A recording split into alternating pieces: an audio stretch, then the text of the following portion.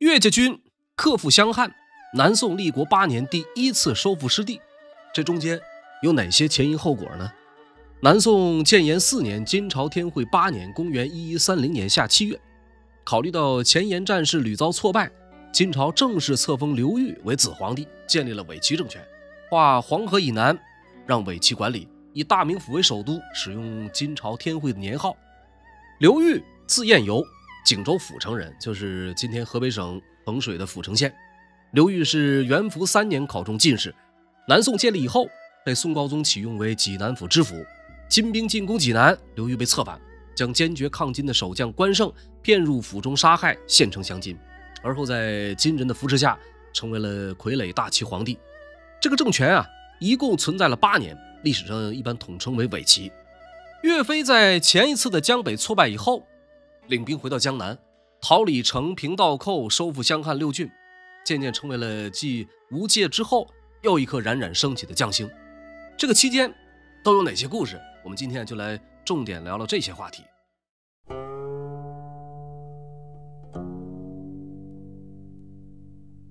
建炎4年，除了伪齐建立，还有一件对历史影响极为深远的事情发生，就是秦桧归宋。秦桧字惠之，建康府江宁县人，就是今天江苏南京。他的父亲秦闵学曾任贵州古县县令，他的妻子王氏是神宗一朝宰相王圭的孙女。秦桧本人在政和5年入仕，北宋末年一度以主张对金强硬态度的面目活跃于朝廷。金军在打进汴京之后计划废除赵宋政权，另立张邦昌的为储。秦桧在这个时候呢，单独上状向金人请求，另立赵氏不能就这样轻易废掉。尽管态度比较恳切，可是仍然招来金朝元帅府的震怒，在撤兵的时候将秦桧夫妇一并驱逐北上。这一批被俘北上的官员，张叔夜在途中自杀，其他的比如何立、孙富、陈国廷等等也都是守节不屈，唯独秦桧意志不坚定，见风使舵。宋徽宗得知了九子赵构继位称帝，专门让秦桧起草给左副元帅年罕写信，表示奉咫尺之书，于4子以大计，使子子孙孙永奉之功。宋徽宗的摇尾乞怜并没有让他摆脱阶下囚的命运，可是秦桧却因此得到了金人的青睐，最后被金太宗赐给了元帅左监军完颜昌，继而由阶下囚升为座上客。完颜屋主也曾特请秦桧赴宴。据说当时在左右侍奉斟酒的都是过去在汴京王公贵戚家的姬妾，原本都是北宋王朝的达官显贵，眨眼间这个身份地位已经发生了巨变。到了建炎4年，完颜昌攻打楚州的时候，这个秦桧曾奉命写过劝降书，言语之间甚至有辱骂宋高宗。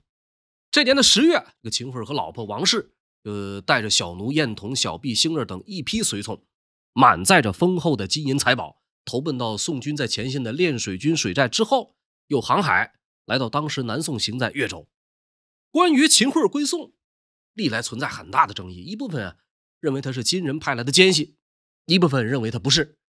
依照宋史专家王曾瑜先生的推论整个逃归南宋的过程，秦桧自己的说法前后矛盾，要么说从燕山到楚州2800里于河越海而来，要么说杀了金人的看守，夺船而归。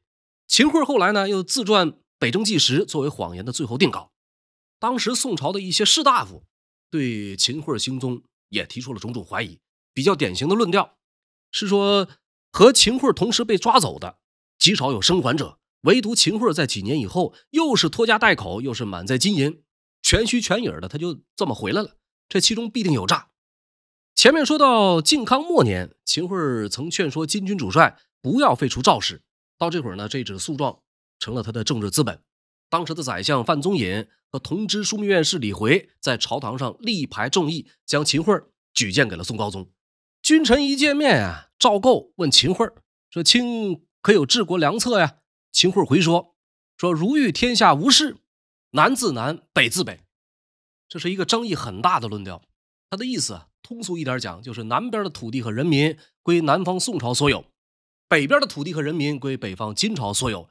一旦达成，就等于从法理上将原本属于宋朝的疆域领土和百姓全部拱手让给金人。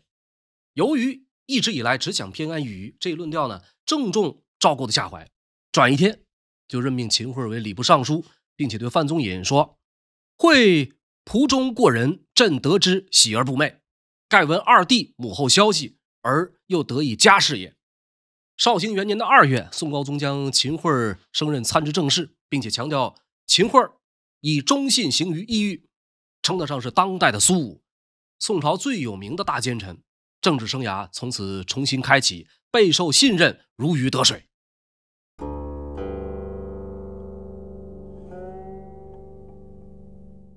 秦桧归宋的同一时间段，咱们前面提到过的李成不断在江淮地区用兵，自号李天王，拥兵30万，大有席卷东南之意，一时间对南宋构成了威胁。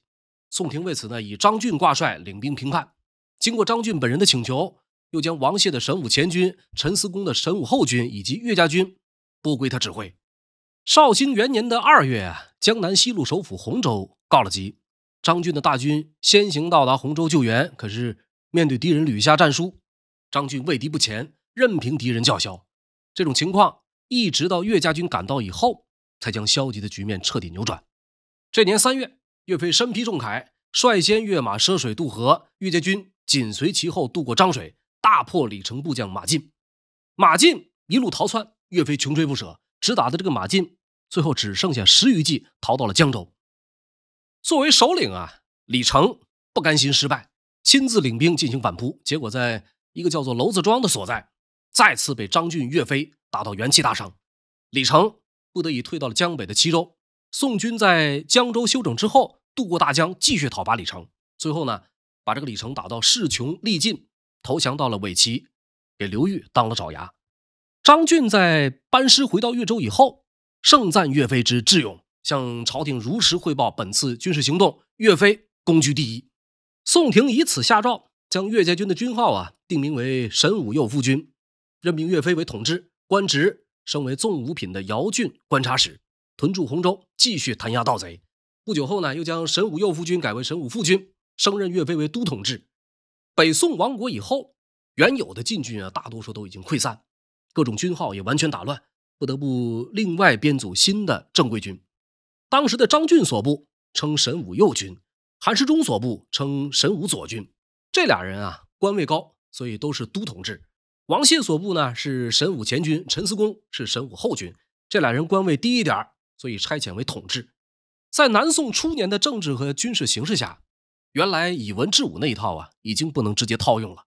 赵构必须提拔培养能为朝廷效命的良将。从建炎到绍兴这几年一系列的征伐，事实表明岳飞的确是个出类拔萃的将才。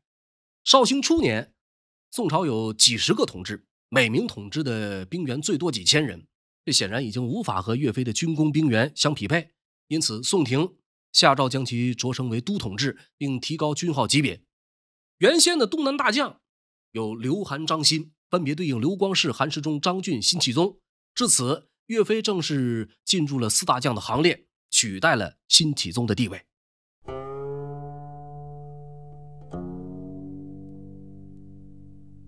南宋绍兴2年的正月，宋廷下诏通知岳飞，让他领兵前往潭州，担任知州兼京湖东路安抚使、都总管，又启用李纲为京湖广南路宣抚使。岳飞等将领都归他节制。为什么这么安排呢？主要是为了消灭京湖东路的盗匪。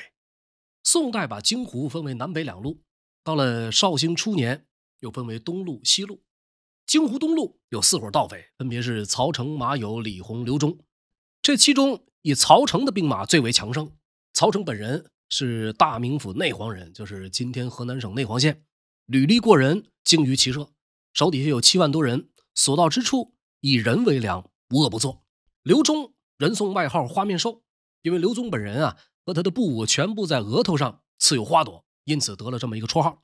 另外2个大盗马友和李弘表面上接受了宋廷的封官，但是叛服无常。宋廷想要首先解决曹成，于是命令盘踞在潭州的马友和占据岳州的李弘，再加上韩京、无锡2支武装，并听岳飞节制，共同扩贼。可是宋廷的指令很快成了一张废纸。马友、李弘既不协助岳飞，也不支援曹成，两人按兵不动，坐观胜负。韩京无锡的军中多数是老弱病残，能出战的满打满算不到2000。岳家军在当时的兵力有12000人，岳飞安排了2000人守家，其余的1万人出征。这1万人至少30%是火头军和辎重兵，真正能出战的实际兵力有7000多人。说岳家军从洪州出发的同时，曹成放弃了道州的老巢，兵分东西两路南下袭扰，双方你来我往，在1个月以后来到了贵州荔浦东北方的莫耶关相互对峙。这莫耶关建在莫耶山上，山势险峻，易守难攻。岳飞命令张宪领人率先攻关。张宪今天四川阆中人，智勇善战，岳飞的左膀右臂。张宪手下有一员名叫郭进的亲兵，气力很大，而且饭量惊人。这哥们常说吃不饱饭，因此自备了一个大马勺盛饭，久而久之呢，就得了个大马勺的外号。这一次攻打莫耶关，大马勺郭进率先登关，抡起大枪刺死了对方的旗头。旗头是队级的头领，这旗头一死，曹成的军队立刻士气沮丧，队伍散乱。岳家军趁机一举攻破城关，但是接下来的战斗并不顺利。曹成麾下有一员名叫杨再兴的猛将，趁着岳家军刚刚得胜，守备松懈，率领人马反扑。岳家军当中，在当时有一员名叫韩顺夫的将领，他以为曹成的军队已散，解鞍卸甲，纵酒狂欢。仓促之间，听闻有人劫营，出得营帐，刚一交手，就被杨再兴砍掉一只胳膊，流血过多而死。岳飞得报以后，马上派出张宪、王经进行反攻。哪成想这杨再兴骁勇绝伦，一场乱战竟然杀死了岳飞的亲弟弟岳帆。好在一个杨再兴已经无法左右战局，岳家军最终成功击溃了劲敌，把曹成的西路军赶出了贵州。紧接着岳家军向东挺进，直抵贺州，目标是剿除曹成的东路军。曹成和岳飞在贺州一个叫做太平场的地方两军对垒，偶然间岳家军这边抓了一名敌探，岳飞心生一计，安排小校向他报告，谎称自己军粮告罄，故意让敌探听到有设计将其放走。这个曹成得知了假情报，以为岳飞没了军粮，很快就会退兵，喜出望外，一时也就松懈了防备。不成想没过2天，岳家军是曲道绕岭，飞兵奇袭，攻破并且焚毁了曹成的大寨。曹成是仍不甘心，又集结了3万多人和岳飞进行决战。此时的岳家军兵力大概有8000人，骑兵的数量更是不到敌人的1/10。可是在决战中却再次大破曹成匪军，这一下曹成被打得元气大伤，一败再败。几天以后，在岳家军的追击中，曹成落荒而逃。跑了一个曹成，人们开始对杨再兴穷追不舍。这家伙从打莫耶关一战成名，很多将士都认识他。被追得走投无路之际，杨再兴跳进了一束深涧，军士们弯弓搭箭，准备给他来一个万箭穿心。急得杨再兴大喊说：“剑下留人，我是好汉，我要见岳大帅。”随后束手就擒。张宪领着人把他押回了大营。岳飞见状，不计较杀弟之仇，亲自为他解开绑绳，然后说：“你我本是同乡，你的确是好汉，我不杀你，当以忠义报效国家。”从此以后，岳飞将杨再兴收为部将，杨再兴也忠心耿耿追随岳飞，至死无二。曹成已经被打得没了脾气，最后接受招安，投靠了韩世忠。荆湖4大寇，曹成被招安、李弘杀了马友，随后也被迫投降。花面兽刘忠被韩世忠打败，逃奔了尾齐，后来被部下所杀，脑袋被送到了临安府。岳家军往返奔袭数千里，几乎凭借一己之力击溃了在兵力上占有很大优势的曹成。新到任的京湖广南路宣抚使李纲称赞岳飞，说的是年齿方壮，治军严肃，能力奇功，近来之所少得。宋廷擢升岳飞为中尉大夫、武安军承宣使。岳家军经过这一次征战，兵力增长了近1倍，达到了2万3、4千人，和刘光世、韩世忠、张俊已经相差不多。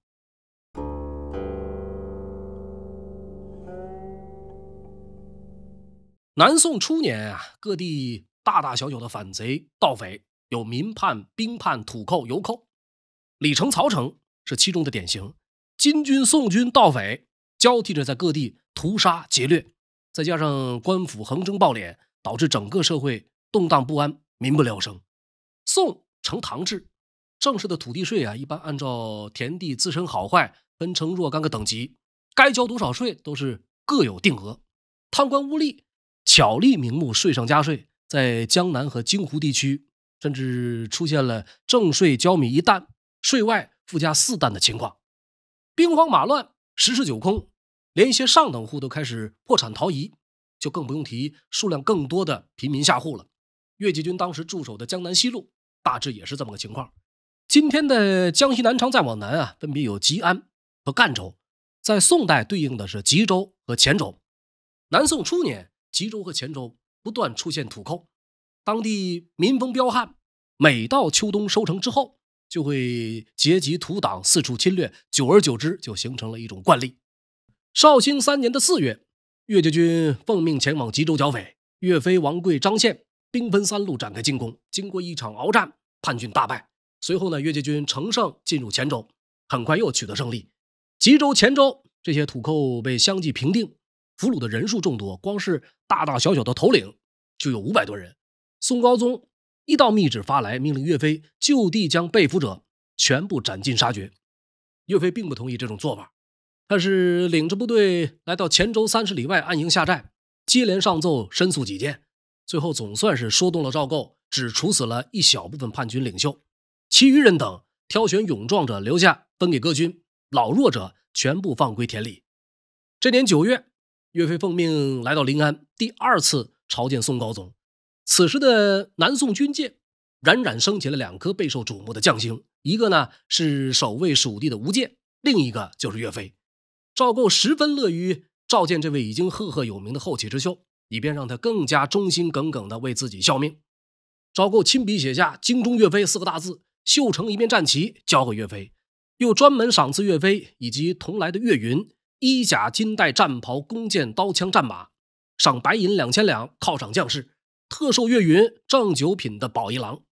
岳云当时只有15岁，12岁他就被编入张宪的麾下从军，并且屡立战功。岳飞对儿子的要求是极为严格的。有那么一次，说这个岳云身披重铠参加训练，一个不小心突然马失前蹄，闹了个人仰马翻。岳飞发了怒，说这要是到了战场上两军对垒也要这样吗？当场就下令要将这个岳云斩首。经过众将的说情，才勉强改成责打100军棍。3年时间严酷锻炼，把岳云已经磨练出一副钢筋铁骨，10几岁的年纪力大无穷，能把2支几10斤重的铁锥枪使得上下翻飞。说这一次召见宋高宗给岳飞安排了一项秘密任务，他让岳飞派人去策反伪齐主将李成，并且说如果李成归国，当以节度使代之。这句话说的其实很让人寒心。岳飞多年征战，军功无数，官职仍旧是纵5品的姚郡承宣使，而李成这个手下败将只要重新归宋，就可以当上号称5人极致的纵2品节度使。但是不平衡也没有办法，也只能是强压怒火接受任务。回到驻地江州，岳飞认为不能完全服逆宋高宗的旨意，于是派出心腹幕僚前往伪齐展开策反工作。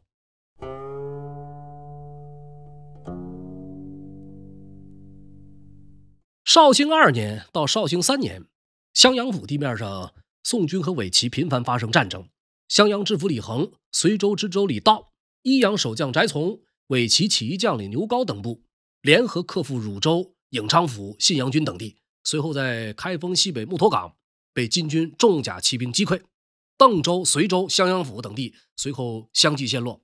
李恒、李道、翟从、牛皋等人先后退到江南西路。这个襄阳府的失守使得南宋大江防线出现巨大缺口，刘裕、李成更是频繁派人前往洞庭湖，联络在当地割据的杨妖，策划南北夹击，而后顺江东下，意图消灭南宋政权。经过多方往返交涉，牛皋、李道、董先等部正式并入岳家军，李恒、翟从另有差遣。牛皋字伯远，汝州鲁山人，南宋初年在京西路聚众抗金，其中最有名的是在建炎4年奇袭了金军的一路归师。归入岳家军的时候这个牛皋已经47岁，比岳飞还要年长16岁。这之后呢，他即将成为岳飞最为倚重的将领之一。董先字觉民，河南府渑池县人士，被岳飞任命为踏白军统制。李道字行之，汤阴县人，最早和兄长李旺聚众抗金，投奔宗泽以后，李旺因过被宗泽处斩，由李道继续掌兵。岳飞将其任命为选封军统治。绍兴4年的3月，宋高宗君臣在屡经争议之后，决定由岳家军出兵收复襄汉，刘光世负责增援，王谢负责钳制洞庭湖的杨妖。3月13，宋廷向岳飞发布了出兵命令。第一，正式任命岳飞为京湖北路前沿统帅。京湖北路，严公顺和崔邦彦两统治的兵马暂归岳飞节制调遣。严公顺过去曾和岳飞同在杜充麾下共事，崔邦彦曾在山东和金军作战。第二，命岳飞指挥所部军马在当年麦蜀以前克服京西路襄阳府以及唐邓绥颍四州和信阳军。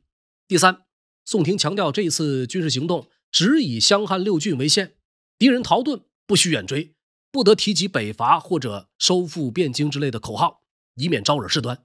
第四，支付6万担米、40万贯钱作为军需犒赏。第五，一旦收复襄汉6郡，听凭岳飞差官防守，岳飞大军仍回故地驻防。命令之外，赵构又写下亲笔手诏，叮咛和警告岳飞，说追奔之际，慎无出李恒所守旧界，却至引惹，有误大计，虽立奇功，必加尔罚，务在遵秉号令而已。这等于是再次强调打仗归打仗，但是不要越界，点到为止，别惹是生非。总而言之，宋高宗所部署的襄汉战役的指导方针就是以战求和，偏安东南。当时的宰相朱胜非也专门派来使者鼓励岳飞，说只要旗开得胜，就授予他节度使的头衔。岳飞郑重地对使者说，为非善辞丞相，岳飞可以议则不可以力屈，襄阳之役，军事也，使气势不受节，将做事不为乎？拔城而与一决者，所以待众人，而非所以待国事也。宋高宗又特令张俊、杨宜中各自挑选战马100匹，划归岳家军，给张宪、王贵、徐庆颁赐金线战袍各一领，金束带各一条。说这一天，岳飞统领大军自鄂州陆续渡江兵锋，直至颍州。船只走到江心的时候，岳飞对幕僚们慷慨发誓，说非不擒贼帅，复就境，不涉此江。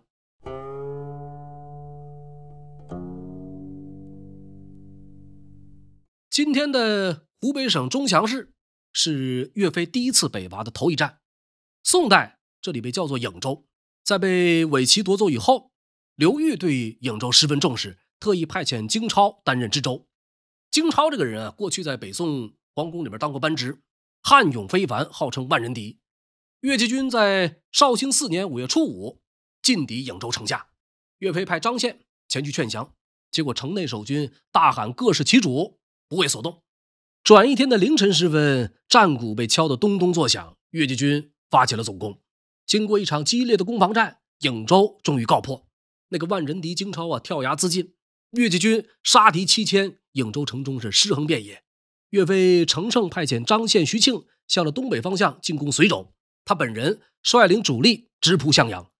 襄阳府有伪齐主将李成坐镇，可是听闻颍州一日告破，面对岳家军的兵威，李成选择了仓皇逃命。5月17，岳飞兵不血刃直入襄阳。